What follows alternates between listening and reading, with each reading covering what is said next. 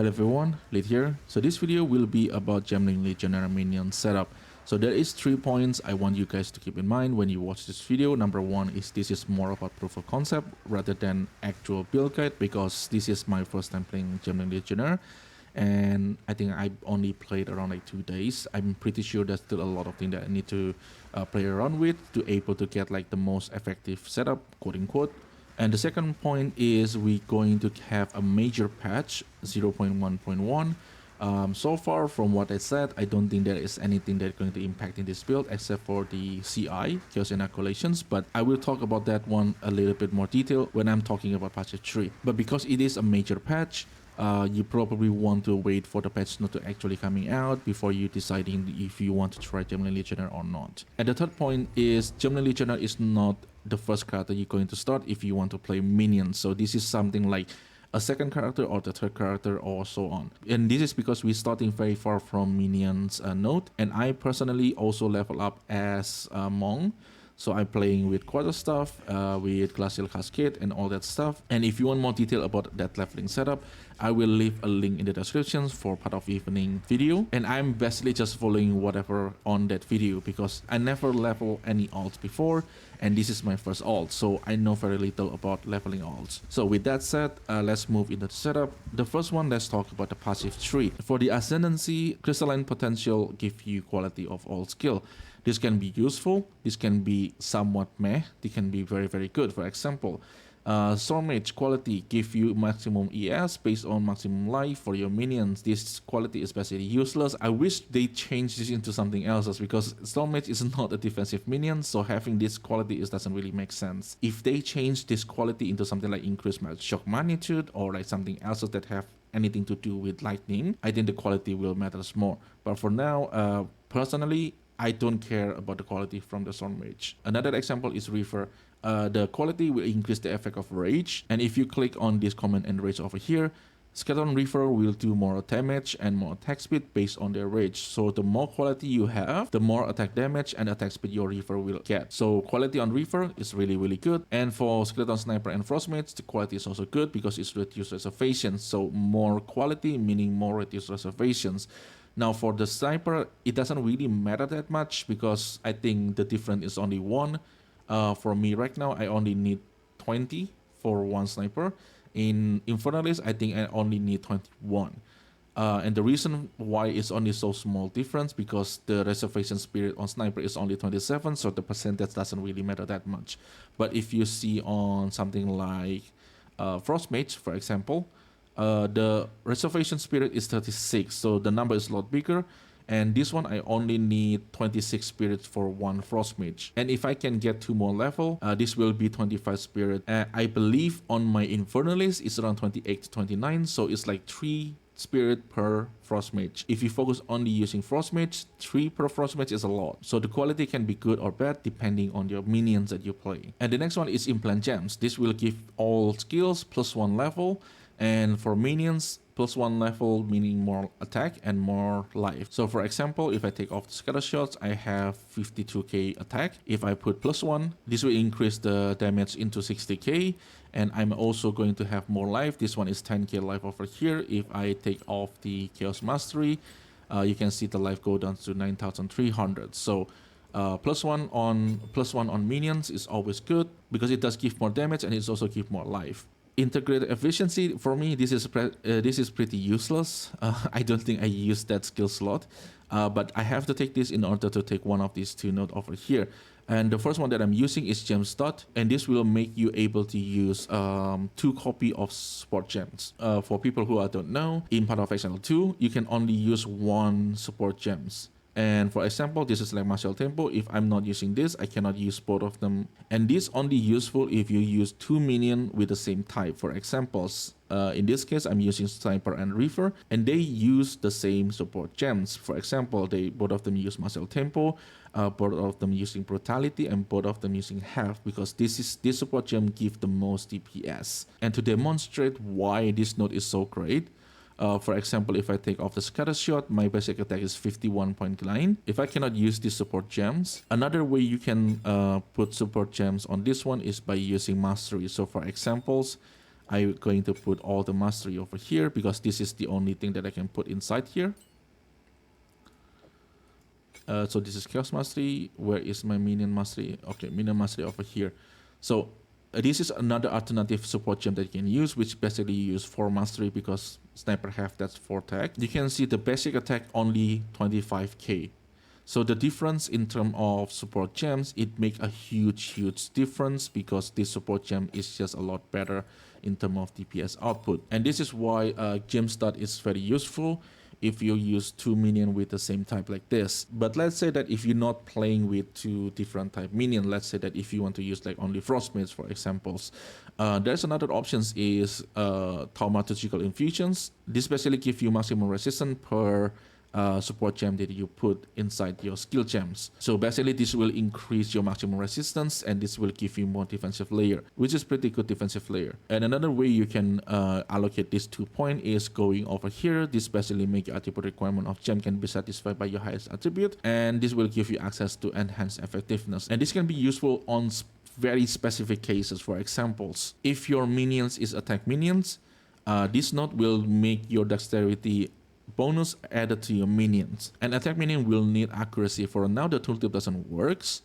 so we really do not know exactly how much accuracy you will need on the minions, but from what I heard, you will need around 3000 accuracy rating. This is just an estimate number. For the exact number, we will have to wait until they fix the tooltips or like something like POB coming up. So we will have more accurate information to base on how much accuracy rating you will need. And having this node over here will allow you dexterity to bonus on your minions. And the second use case, if you go for mind over matters, and this is because intelligence, if you see over here, it gives +2 mana. And if you take the passive node over here, this basically make your intelligence give 4 mana. If you mind over matter builds, then that intelligence will translate into mana, will basically translate into your defense. But for now, in my opinion, I don't think it's very good. I don't think it's very useful, but still it has some few cases where it can be used. Another note is advanced thaumaturgy. For me personally, this is the least interesting one because 30% less cost of skill, it doesn't really matter that much in my opinion. So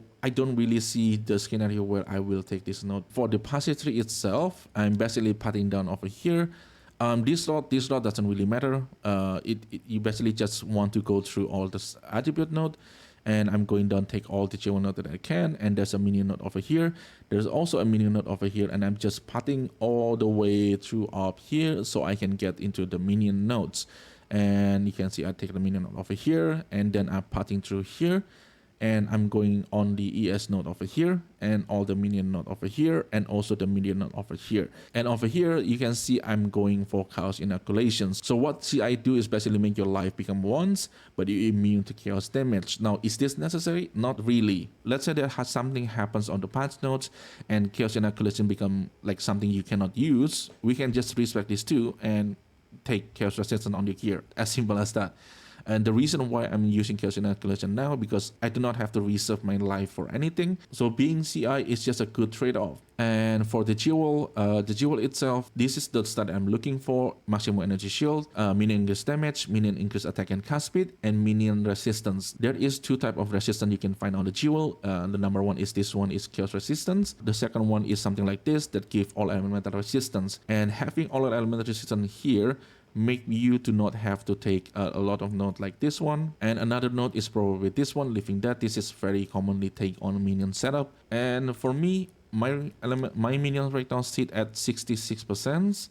And this is because not all my gem have elemental resistance, but if I change all my gem into having elemental resistance, I basically do not have to take this 3 node over here, so I can use the skill point into something else. So that's the reasoning for the jewel, because this setup very heavy on jewel, so why not use the jewel to the maximum potentials? That's basically it. So that's about the passive tree. It's pretty straightforward.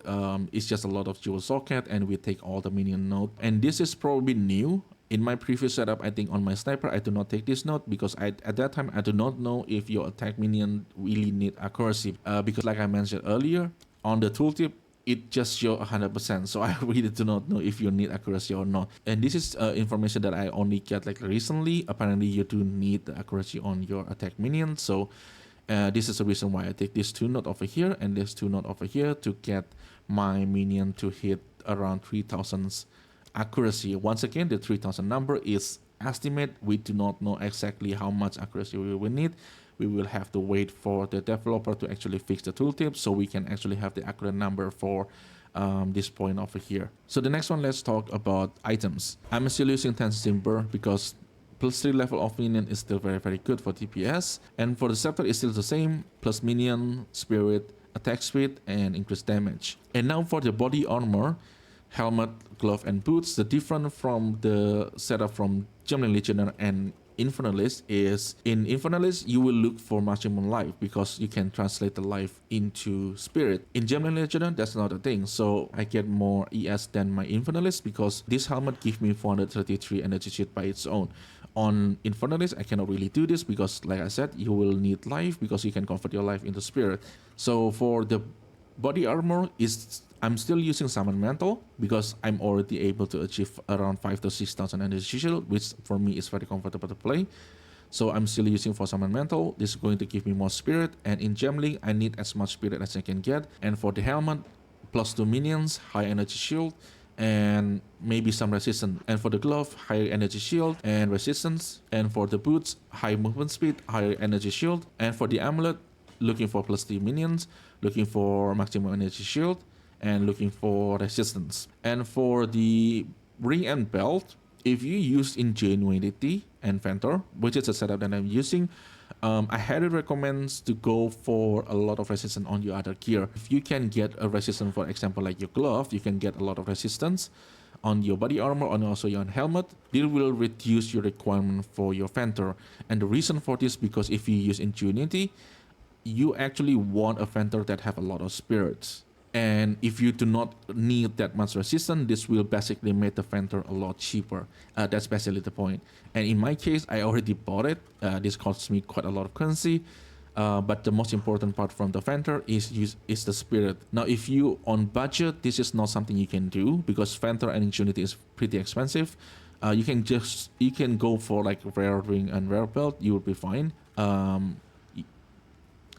You can just go for rare ring and rare belt. I think you will be fine. But on higher budget setup, Ventor and Ingenuity is just simply better because Ventor give you more spirit. So for the skill gem itself, for the skeleton sniper, I'm using martial tempo, I'm using brutality, health, and feeding frenzy. And for the last slot, I'm using scatter shot for the clearing maps. If you need more single target, you can put chaos mastery over here, and this will increase the damage by quite a lot. And the next one is the reaver. I'm using martial tempo, heavy swing, health, and brutality, and feeding frenzy, and this will give your reaver quite decent amount of DPS. And for the stormage, I'm using conductions, overcharge, minion mastery, counter destruction, and lightning mastery. And for skeleton cleric, I'm using mid shield and Ingenuity. So I'm using raging spirit because we do not have hellhound. And on Infernalist setup, I'm using hellhound to apply the armor break. On this one, I'm using raging spirit to apply the armor break. So I'm using splinter and demolisher, heavy swing, fire infusion, and immolate. And for the pain offering over here, I'm using ablations, expanse, font of rage, persistence, and inspiration to reduce the mana cost a little bit. I'm still using green fist because I'm still using energies for my defense. And for the flame wall and firestorm, this is the same function on the Infernalist setup. The firestorm is for mapping. I'm using that with arcane tempo and mobility.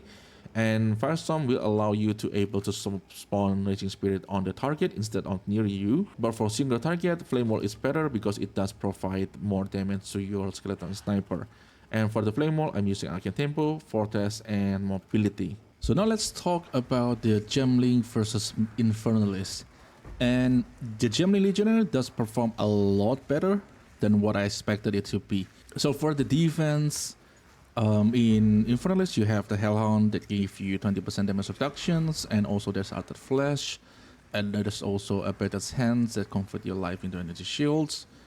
And I do expect to have less energy shield because of that, but apparently not. So with a better energy shield base, because we don't have to care about life, we can actually hit a higher number of ES. It's very easy choices to go for Chaos Inoculations just because You don't have to care about chaos damage. That's a really huge plus for me. And for Infernalist, it's not like you cannot go CI on that one, but it's more about the point of Infernalist if you can convert your life into spirits, so you can get more spirits. So going in chaos inoculations on Infernalist, it just feels weird. That's about it. For the defense, I think Infernalist and Gemling is pretty equal. And for the offense, the Gemling have a benefit if you using something like Reaver and Sniper, while on something like Infernalist, it's kind of hard to do because you're going to lose a lot of damage if you're using only Mastery. But Gemling Legionnaire so far feels like it have more DPS than Infernalist. I feel like I hit harder, but I'm not 100% sure like how big how significant the damage difference is. But so far, I feel like Gemling is dealing more DPS. And for the quality of life, I think Infernalist is just better, just because number one, for Spirit, let's say, it's very easy for like Infernalist to hit 500 Spirit. For Gemling, 500 Spirit will require like a serious investment. And I think in my Infernalist, I have something like 600 Spirit, so that's I can get more minions. I can use it for playing something like that. So it's just a lot easier to get Spirit on Infernalist. Also in Infernalist, you have the Hellhound, and I must admit, I kind of underestimate how good the Hellhound is. I kind of miss the Hellhound when I'm playing Gemling, because the Hellhound actually able to break armor pretty fast. While in Gemling, now I have to use Raging Spirit to break the armor, because I cannot do it otherwise. And the Hellhound also offer protections, which is kind of nice. It also have some Ignite. Not too crazy Ignite, because the AoE is kind of small, but it's still a pretty good Ignite, in my opinion. So in terms of quality of life, I will say Infernalist is a lot better. It's a lot easier to cure too. For example, like Gemling is not something you can do on your first character. The starting point is just way too far from minion nodes. Infernalist is probably on like low budget. Infernalist is probably a better choice, but on the higher budget, Gemling is actually pretty competitive with Infernalist. So that's all I have for you today, and if you guys have any questions, leave it in the comment below. I will try my best to answer it. And if you like the video, consider like and subscribe. That will help the channel a lot. So thank you everyone for watching, and I will see you in the next one. Have a good day.